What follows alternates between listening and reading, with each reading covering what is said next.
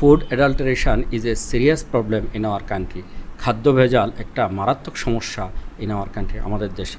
Many foods are mixed with bad and harmful things. অনেক খাবারই মিশানো হয় with bad, খারাপ এবং harmful things, ক্ষতিকর জিনিসের সাথে। This is called food adulteration. আর এটাকে বলা হয় খাদ্য ভেজাল। It means, এটা বলতে বোঝায় মিক্সিং ব্যাড থিংস, খারাপ জিনিস মেশানো ইন ফুড, খাবারের মাঝে, টু মেক মোর প্রফিট, অনেক বেশি লাভ করার জন্য। Some people mix chemicals in milk, oil and ঘি।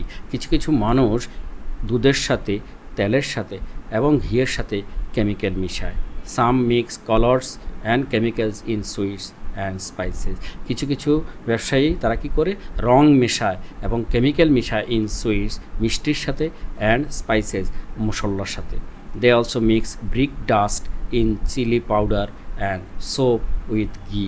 তারা কী করে ব্রিক ডাস্ট অর্থাৎ ইটের গুঁড়া মিশায় ইন চিলি পাউডার অর্থাৎ মরিচের গুঁড়ার সাথে, অ্যান্ড সোপ সাবান মেশায় উইথ ঘি, ঘিয়ের সাথে। সাম সেলার্স ইউজ ফরমালিন। কিছু কিছু বিক্রেতা ফরমালিন ব্যবহার করে to keep fish and fruits fresh. তারা কী করতে মাছ এবং ফলকে সতেজ রাখতে ফর এ লং টাইম, লম্বা সময়ের জন্য। ইটিং অ্যাডাল্টারেটেড ফুড, এই যে ভেজাল খাবার খাওয়া ইজ ভেরি হার্মফুল, খুবই ক্ষতিকর টু আওয়ার হেলথ, আমাদের স্বাস্থ্যের জন্য খুবই ক্ষতিকর। It causes many disease like diarrhoea, stomach pain and food poisoning.